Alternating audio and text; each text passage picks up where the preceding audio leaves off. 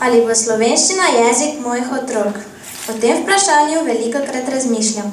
Ne morem pa odgovoriti nanj, saj sama ne vem, kaj se bo zgodilo z našo državo. V križi, kakršni smo, je težko razmišljati o prihodnosti. Ljudje nimajo stanovanj, oblek, nekateri niti dovolj hrane. V naši državi je hrane dovolj za vse državljane, saj ne živimo v Afriki, kjer je ni. Zato bi morali živeti pošteno in z vso pravico, da vsak državljan živi v normalnih razmerah. Ljudje, ki nimajo služb, imajo pa dobro izobrazbo, odhajajo v tujino. V države, v katerih ni takšne grozne situacije, kot je pri nas. V tujino odhajajo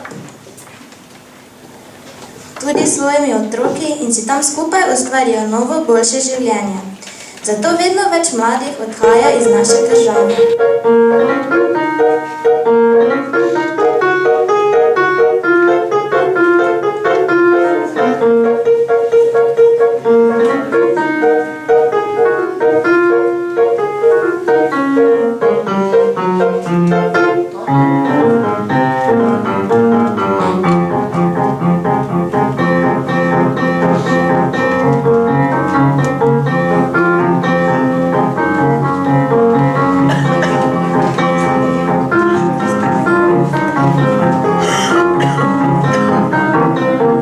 Ljudje, ki živimo skupaj v isti državi, bi morali živeti skupaj, držati skupaj in biti pošteni.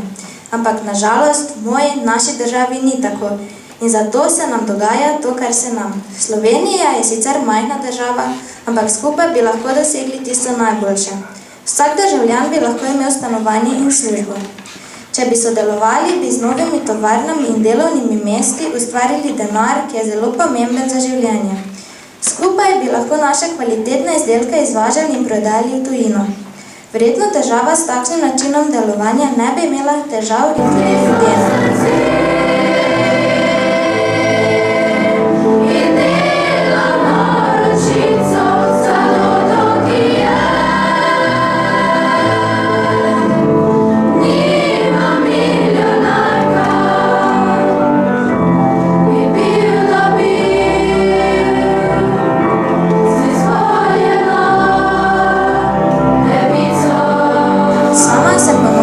Državljanka Slovenije.